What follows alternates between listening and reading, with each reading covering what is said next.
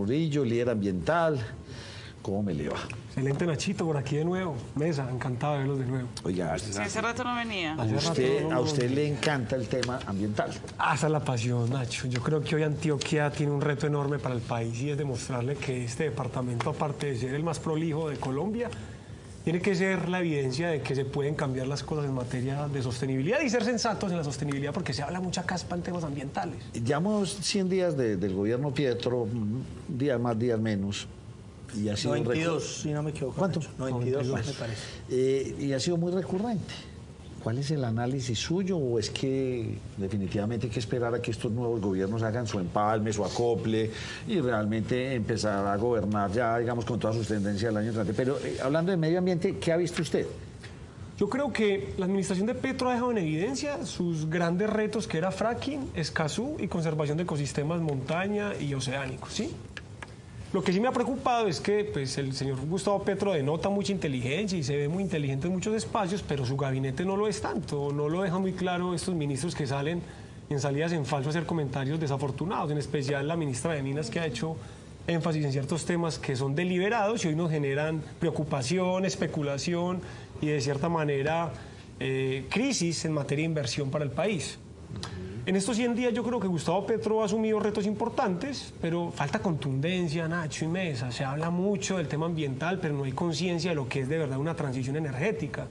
Ni los europeos, que vienen hace casi 30 años hablando de transición energética y ya hoy hablan de transición acelerada, han tenido la claridad suficiente para entender estos nuevos paradigmas que el mundo de la pospandemia nos ha regalado.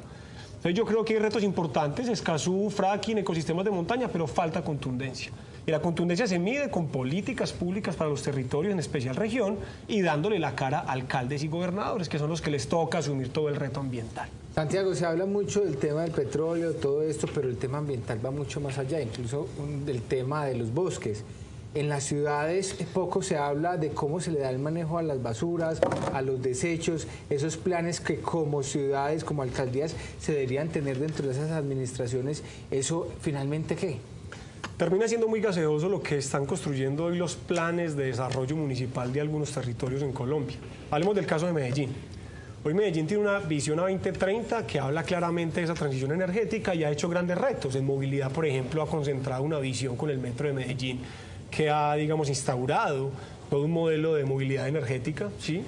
En temas de residuos EPM y en varias han implementado estrategias que para algunos sectores de la ciudad han sido exitosos en temas de recolección, pero para otros ha sido un fracaso rotundo y lo hemos visto.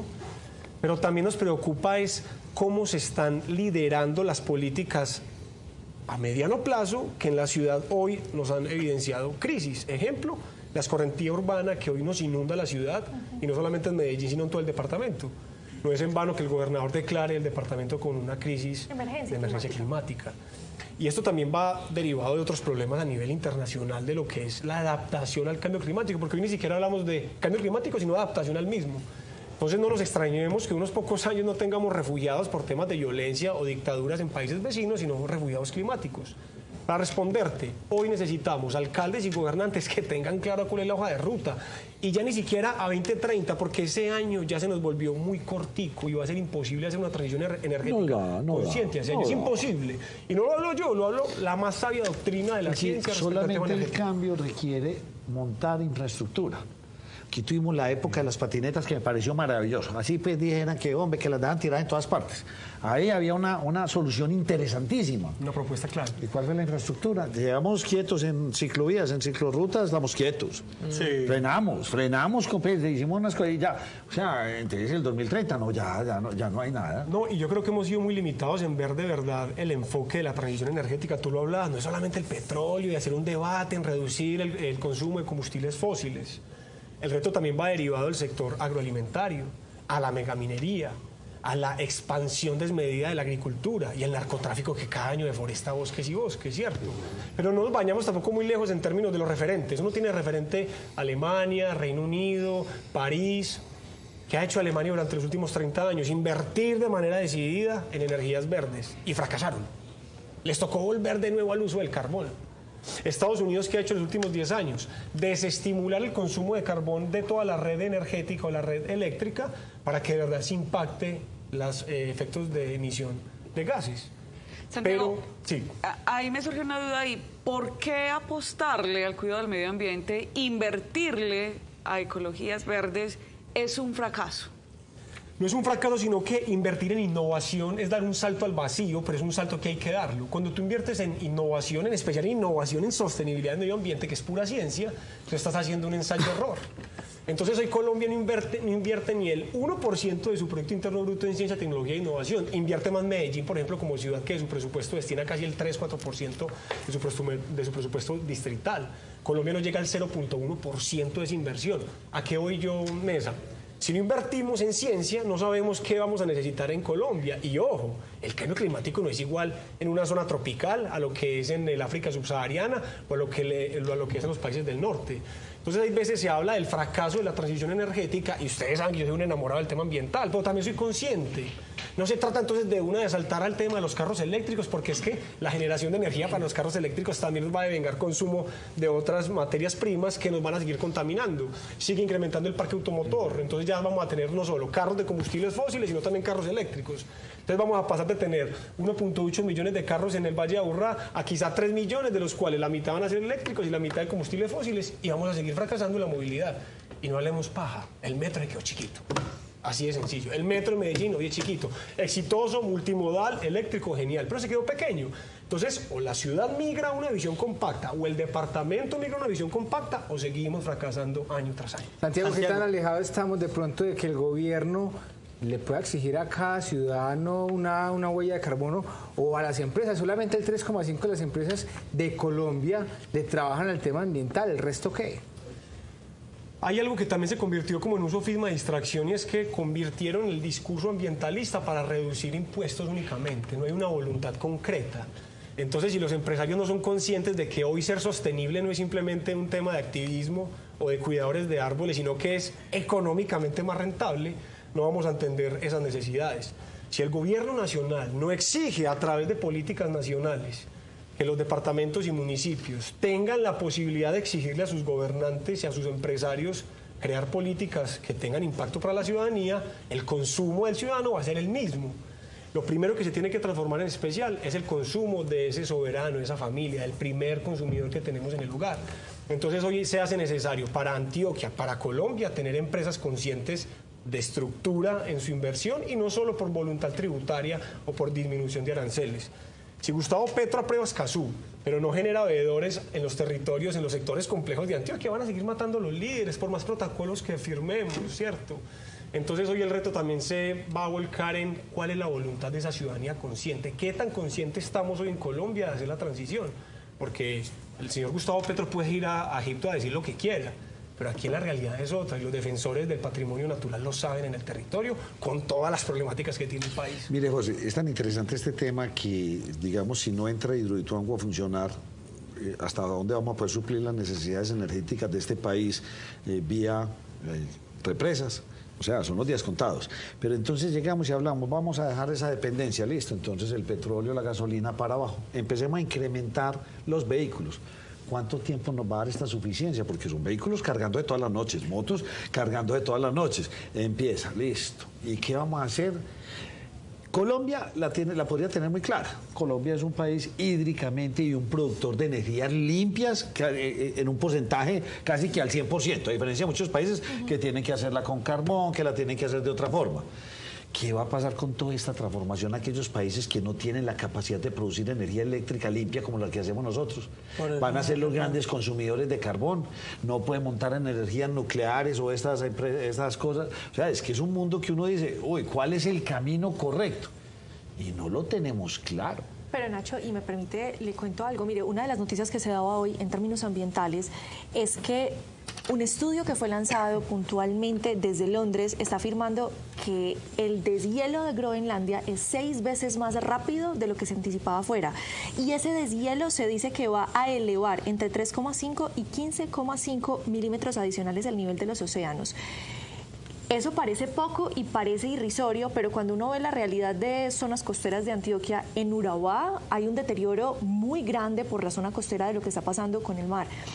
Y Nacho, tal vez esos otros países no tengan resuelto el tema, pero Colombia sí está sintiendo las consecuencias de lo que está sucediendo en el mundo con el cambio climático. Sea o no uno de los principales contaminadores, porque creo que eso está muy claro que no lo es, pero sí está recibiendo esas consecuencias. El tema de la transición es un poco etéreo. Mientras se debate fracking o no fracking, combustible o no combustible, ¿qué se puede hacer de manera real desde las administraciones locales y gubernamentales para frenar ese cambio climático? Es una excelente pregunta porque yo creo que esto tiene que tener una sombrilla que recoja varios conceptos. El primero es que el país tiene que migrar a ciudades compactas, ciudades para el peatón. Cada vez más, digamos, en infraestructura adaptadas a usar la bicicleta y el caminar. Claro, hay que seguir utilizando el vehículo, pero no se trata de cancelar los combustibles, sino de desestimular el consumo de los mismos. Y no podemos meter el parque automotor eléctrico de una, porque ya se ha evidenciado el fracaso.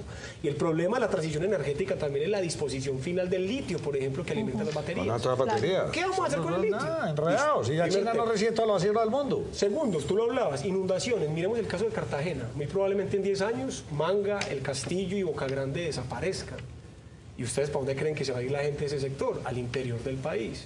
¿Para dónde va a mirar la gente del Urabá? Al interior de Antioquia. Ahí difiero con usted, y bastante. ¿Por qué? Porque es que lo que usted arrancó diciendo es tal vez lo más importante. Si invirtiéramos en toda esa investigación, podríamos saber, New Orleans, ¿en qué nivel del mar está? Lo mismo, está por debajo. Sí, está claro. por debajo. ¿Y qué hicieron? Hicieron un montón de jarillones y tienen arriba. A no ser de que llegue pues, uno... Ellos tienen Claro. billete para hacerlo. Sí, nosotros también, ¿me entiende? Es decir, las ciudades deben ser pedestres, sí, estoy de acuerdo con usted, deben ser caminables. Medellín no. Es que usted monta en una bicicleta para subir una loma de esta, usted murió. Usted subiendo en una loma. Claro, hay que claro. pensar también en los mayores de 50 años, de 60. O sea, usted da una clave interesante. Es que es de estudiar cada cosa. Bogotá es caminable. Barranquilla es caminable. ¿Sí o no? Cartagena. Medellín caminable. ¿Quién se sube a una loma de estas? Nacho, Y desde el urbanismo se hablan que sean ciudades de 15 minutos, en las ciudades compactas, que todo te quede a 15 minutos, trabajo, educación, salud, recreación. pero la observación de Nacho es muy válida porque listo, digamos que entonces alguien de Aranjuez que vive en zona de ladera necesita desplazarse al centro de Medellín como el del poblado, porque lastimosamente el desarrollo de esta ciudad todo depende del interior. ¿Cierto? Listo. ¿Qué tal si en vez de que se tengan que ir hasta el poblado, cada zona de las 6 que hay en Medellín le satisface las necesidades de ese ciudadano? Completamente. Entonces, Nacho, el megaparque, ahí sí es una todos, ciudad eso caminable. es. ¿Sí me hago entender? Sí, total. Pero volvemos al mismo punto. Si este país no invierte en investigación, en I+D, en temas ambientales, vamos a fracasar porque el Pero cambio mire, climático es yo circunstancial. estoy medianamente de acuerdo con usted porque yo digo, es que Colombia es un país de regiones. Sí, claro. Y entonces, yo siempre lo he dicho, y lo he hecho en varias oportunidades aquí, José, usted me dice, los niños de La Guajira se mueren de hambre, los niños de Medellín se mueren asesinados. Lamentablemente son dos situaciones. Usted tiene que actuar igual. Usted tiene que tomar las mismas decisiones en Barranquilla, en Bogotá, en Cali o en Medellín. Aquí lo que deberíamos era ya empezar a no tener tanta política de Estado, igual para todo el país, y fortalecer esas autonomías. Diría yo, pues, no sé, estoy aquí, vuelvo, hoy estoy muy teorrealista, pero las mismas soluciones de Bogotá no las mismas de Medellín, las de Barranquilla no las mismas de aquí. Santiago, en el caso del presidente Petro, el tema ambiental no es un tema más como de moda y de tener... Yo al presidente Gustavo Petro lo veo muy similar al expresidente Álvaro Uribe. Uribe tenía 3 pilares: cohesión social, confianza inversionista y seguridad. Gustavo Petro pretende vender también 3 pilares, y uno es el cambio, el otro es la paz total y el último es el medio ambiente. Pero es algo más como de moda, de otra cosa, de tener uno de esos 3 pilares. ¿Sabes qué, sí, José? Yo pensaba que cuando él entrara en su administración como presidente iba a tener un plan estratégico en temas de cambio climático. Primer error, puso la señora de Minas, Irene, que no tiene la más mínima idea de lo que es la transición energética y la soberanía energética, y el manejo de comunicaciones es crucial. Entonces entró perdiendo por ese lado. El segundo error de Petro ha sido no dejar claro al inversionista extranjero de los privilegios que se puede tener de invertir en ciencia, tecnología e innovación en materia de sostenibilidad. Y el tercer fracaso de Petro, a estos 100 días pues puede que eso cambie, es que si no genera una política descentralizada nacional ambiental, un pacto regional ambiental, va a ser totalmente gaseoso su planteamiento en los próximos 4 años. Y que le quede claro a todos los antioqueños y a los que nos ven, la transición energética no es un tema de 4 años, ni de 10, es casi de 20 o 30 años. Y ni los alemanes, con plata, con I+D, lo han logrado. ¿Por qué? Porque se exige no solo tiempo, sino científicos dedicados a ellos y empresarios que generen demanda a esas necesidades. El hombre más rico del mundo por mucho tiempo lo ha dicho, Bill Gates. Se trata de acelerar la innovación y generar demanda de innovación. Mire. ¿Innovación en qué? No en lo que ya sabemos, sino en medio ambiente. ¿Usted sabe cómo se llama este programa? Nos cogió la noche. Nos cogió Y nos cogió. Pero igualmente, lo positivo de Petro es que puso a los colombianos a hablar de esto. Sí. Y eso está bien. O sea, está bien que nos metamos en la tendencia. Sabemos que dependemos de terceros y sabemos que dependemos de otros, pero nos puso a hablar de esto y hay que hacerlo. Nacho, y si el cierre con esta ñapa, hoy Felipe Bayón, presidente de Ecopetrol, dice no va más al fracking, se cancela la explotación de fracking en Puerto Wilches, que es el primer proyecto, eso es positivo, Escazú se firma, y esperemos defiendan de verdad a los que estamos cuidando el patrimonio. Pero qué tan natural. positivo es cuando dicen que el pozo menos contaminante de Ecopetrol es uno que tiene conjuntamente en Estados Unidos y es vía fracking. Pero es que la realidad del fracking en Estados Unidos es diferente a la de Colombia, en especial por la extensión de territorio. Yo quiero dejar algo claro, el fracking sí o sí en Colombia no es viable por el deterioro del ecosistema. Y vuelvo y les digo, yo soy un gran defensor del medio ambiente, pero también soy consciente. Y la transición energética es probable y se puede llegar a un punto intermedio, pero si invertimos en innovación y si proyectamos a 20 o 30 años. Pero proyecticos a 4 años no nos van a dar. Santiago, muchas gracias por habernos acompañado. Muchas gracias. Cogidísimo de la noche, ¿no, Anduber? Y vos haciendo las 2 del final. Las dos. Volvemos con otro invitado, no se muevan.